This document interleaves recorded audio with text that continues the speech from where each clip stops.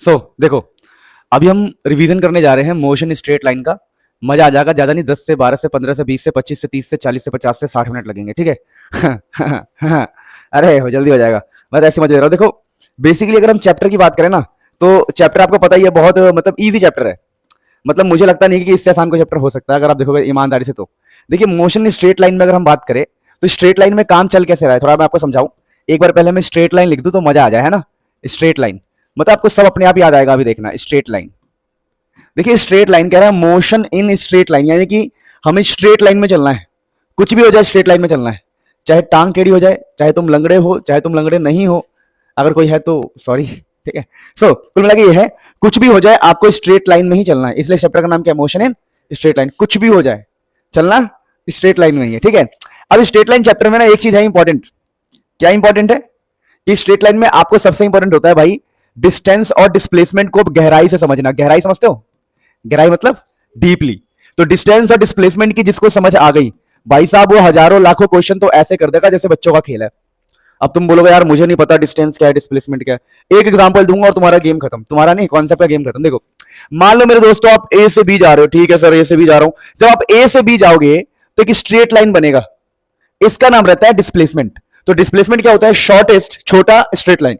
लेकिन अगर आप ए से बी ऐसे गए घूमते हुए, ए से बी ऐसे गए, मतलब ये आपकी स्कूल की छुट्टी हुई, आपको घर जाना है, मम्मी कहती सीधा घर आइयो, तुम घूम के इधर पनवाड़ी के पास जाके दोस्तों से मिलके, ठीक है ना, जुआ केसरी वेसरी करते हुए घर पहुंचते हो। फिर बोलते दोस्त ने मुक्का मारा इसलिए मुंह लाल है। नहीं नहीं नहीं, मैं समझता हूं, मैं मजाक कर रहा था, सॉरी, ठीक है। ये जो आप कवर करते हो ना घूमते फिरता हुआ रास्ता, इसका बोलते हैं डिस्टेंस। तो डिस्टेंस होता है actual path travelled by a body, actual. और डिस्प्लेसमेंट क्या मतलब, डिस्प्लेसमेंट है shortest straight line path. Actually में हम डिस्प्लेसमेंट को कभी कवर करते ही नहीं है, हम जब भी कवर करते हैं डिस्टेंस ही कवर करते हैं। भाई डिस्प्लेसमेंट कवर करना बहुत टफ है, बताओ कैसे।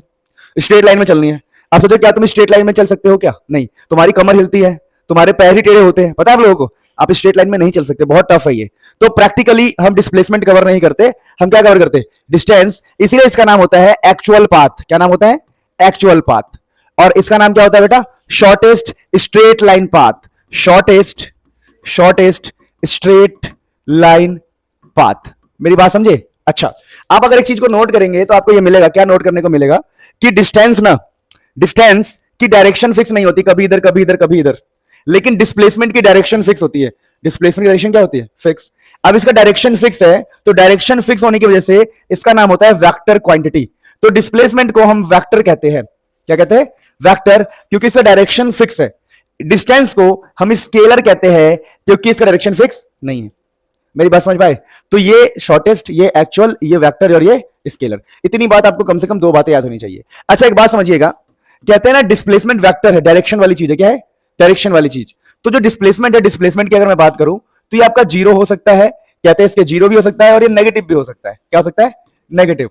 लेकिन एक बात ध्यान रखिएगा आप, डिस्टेंस एक रियल चीज है, एक्चुअल चीज है। क्या है, तो डिस्टेंस जीरो नहीं होता, जीरो नहीं होता और नेगेटिव भी नहीं होता। क्या नहीं होता, नेगेटिव भी नहीं होता। तो कुछ पॉइंट्स हमने याद किया डिस्टेंस और डिस्प्लेसमेंट में। एक्चुअल, शॉर्टेस्ट, ये आपका जीरो नहीं हो सकता है, नेगेटिव नहीं हो सकता, ये जीरो हो सकता है, नेगेटिव भी हो सकता है, और ये वेक्टर होता है और ये क्या होता है, स्केलर। बस एक पॉइंट अपने मन में रखिए हमेशा कि हम जो पढ़ रहे हैं वो है मोशन इन स्ट्रेट लाइन। अब स्ट्रेट लाइन के अंदर एक खास बात है जो आपको हमेशा याद रखना, जीवन भर याद रखना है, कि स्ट्रेट लाइन में क्या है, मान लो बंदा ए से बी चला तो स्ट्रेट लाइन में ही चलेगा, तो उसका डिस्टेंस और डिस्प्लेसमेंट क्या होगा, बराबर, क्योंकि वो चल ही रहा है स्ट्रेट लाइन में। तो यहां पर डिस्टेंस और डिस्प्लेसमेंट बराबर होता है। तो ये बात आपको बहुत गहराई से पता होना चाहिए कि स्ट्रेट लाइन के अंदर डिस्टेंस एंड डिस्प्लेसमेंट क्या होता है, बराबर होता है। अच्छा, अब जब इस चैप्टर में डिस्टेंस और डिस्प्लेसमेंट को गहराई से समझते हैं तो 2-3 बातें हमें समझनी होती है।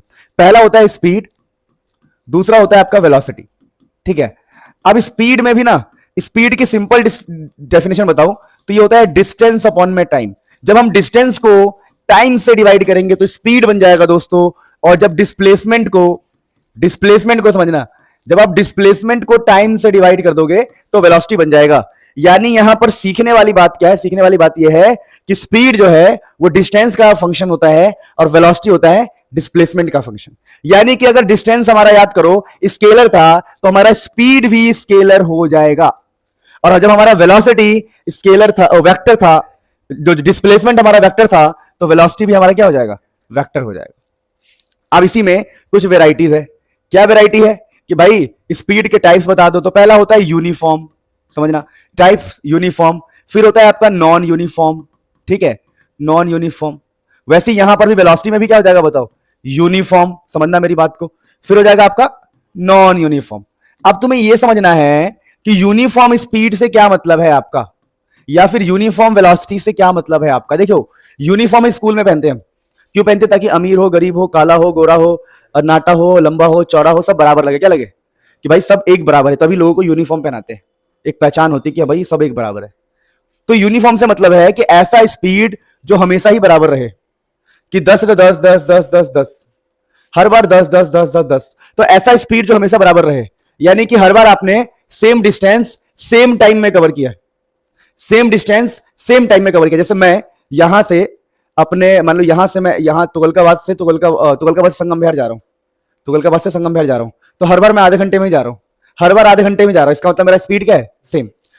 और यूनिफॉर्म वेलोसिटी का मतलब क्या हो जाएगा, सेम सेम वेलोसिटी से चल रहे हैं, यानी हर बार सेम डिस्प्लेसमेंट है सेम टाइम में, सेम डिस्प्लेसमेंट सेम टाइम में। नॉन यूनिफॉर्म उसका अपोजिट, नॉन यूनिफॉर्म मतलब उसका अपोजिट, मतलब आप सेम डिस्टेंस को अलग अलग टाइम में कवर कर रहे हो। फॉर एग्जांपल मुझे संगम विहार जाना है, तो पहले मुझे 1 घंटे लगा, अब बारिश हो गई, 7-8 जन्म लग गए। नहीं समझे मेरी बात, तो वही वाली बात है, ठीक है। बारिश होने के बाद वहां पानी भर जाता है ना, मतलब लोग स्विमिंग पूल का मजा लेते हैं, फिर उनसे कहते हैं क्या आ गया पीला पीला,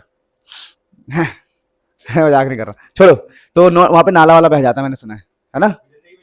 हाँ देख, लोग तैर रहे हैं, नाला बह रहा है, पूरी स्विमिंग करते हैं, एंजॉय, हाँ मुझे पता है, जो भी है, चलो ठीक है। तो अभी अब स्पीड में यूनिफॉर्म नॉन यूनिफॉर्म को समझने के बाद मेरे दोस्तों, हमारे पास ना क्या इसमें याद होना चाहिए हमें, एक बड़ा important, average speed, average speed ये समझना जरूरी है। और एक होता है आपका एवरेज वेलोसिटी, एवरेज वेलोसिटी।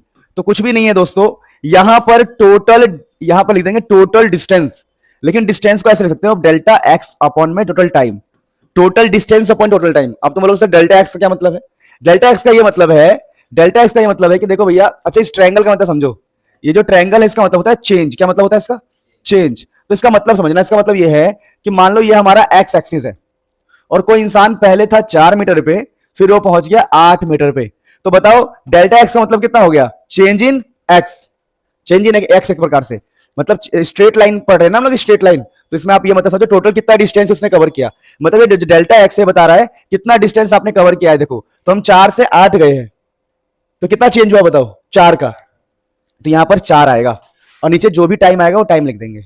मेरी बात समझे नहीं समझे। तो कहानी क्या है कि यहां पर डेल्टा एक्स का मतलब होता है चेंज। क्या मतलब होता है, चेंज। या फिर ऐसा समझो, टोटल डिस्टेंस को हम डेल्टा एक्स बोल रहे हैं, टोटल टाइम को डेल्टा टी। मान लो यहां से यहां जो टाइम लगा वो लगा 1 सेकेंड, तो नीचे आएगा 4/1। सेम यहां पर एवरेज वेलोसिटी। यहां पर दोस्तों कुछ नहीं होना है, यहां पर delta x by delta T यहां भी होगा, total change in position upon में टाइम, या फिर डिस्प्लेसमेंट अपॉन में टाइम। ये डिस्प्लेसमेंट है, नीचे टाइम है, लेकिन यहां पर हम लगा देंगे वेक्टर, और हम कहेंगे ये एवरेज है, यानी एवरेज में total distance upon total time, total velocity upon total time. अब एवरेज के बाद ना दोस्तों हमारे पास एक होता है बड़ा खतरनाक सा, जिसका नाम होता है इंस्टेंटेनियस, ठीक है, इंस्टेंटेनियस स्पीड। अबे जो इंस्टेंटेनियस होता है बताऊं मैं, यहां पर देखिए, इंस्टेंटेनियस, इंस्टेंटेनियस वेलोसिटी। तो इसमें क्या होता है दोस्तों, इसमें हम एक पॉइंट ऑफ टाइम की बात करते हैं। जैसे मैंने कहा कि यार देखो मेरे को ना 15 सेकंड में स्पीड बताओ, तो 15 सेकंड का मतलब क्या हो गया, 0 1 2 3 4 5 6 15।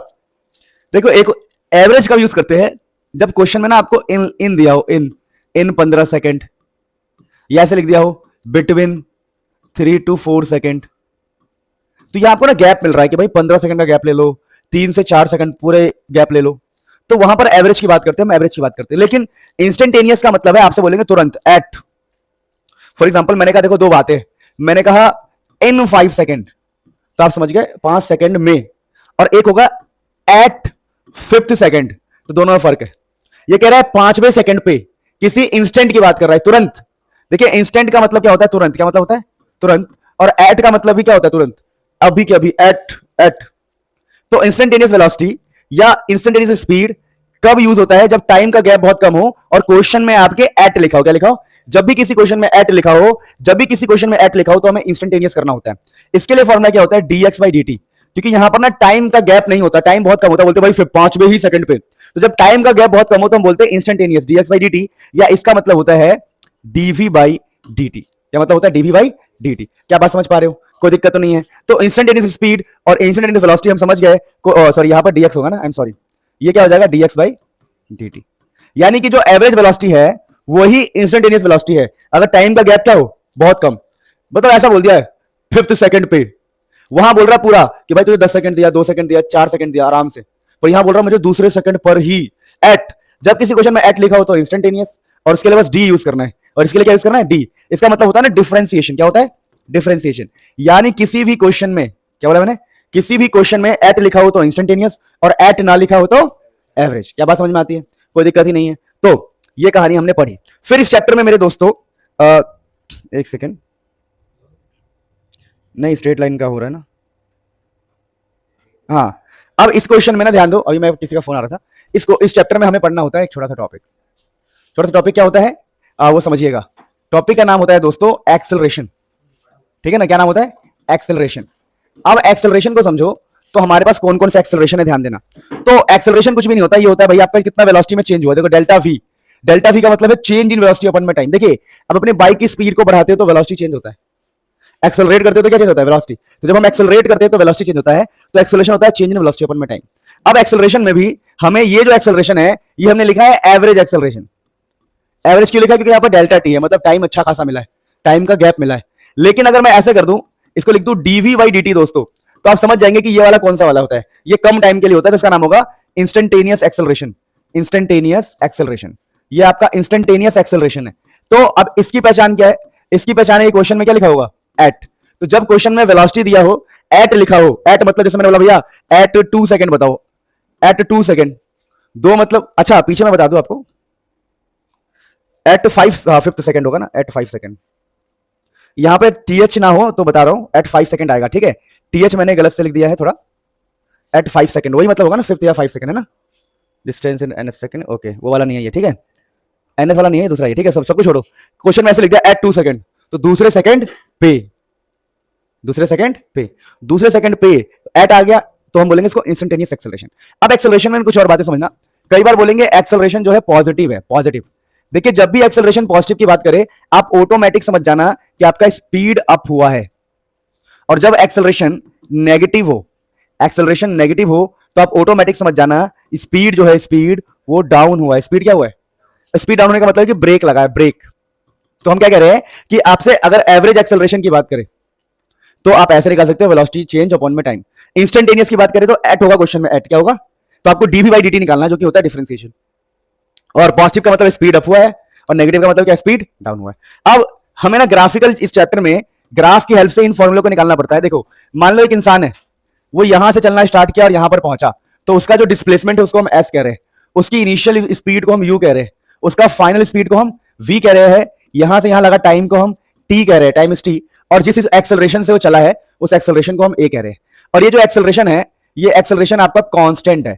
अब तुम बोलोगे सर कांस्टेंट का मतलब आपने बताया नहीं, या इस एक्सेलरेशन को हम बोल रहे हैं यूनिफॉर्म एक्सेलरेशन।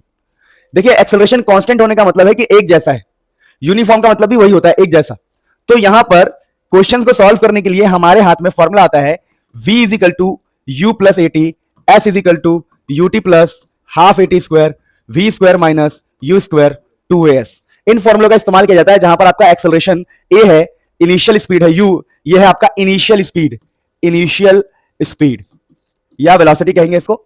इनिशियल वेलोसिटी है आपका, ये आपका v है फाइनल वेलोसिटी, s का मतलब डिस्प्लेसमेंट, t का मतलब टाइम। अब देखो दोस्तों, जब ये पढ़ लेते हैं ना तो एक टॉपिक आता है motion under gravity. Motion under gravity. अब ये मोशन अंडर ग्रेविटी में क्या है दोस्तों, तो यहां पर बड़ा सिंपल है।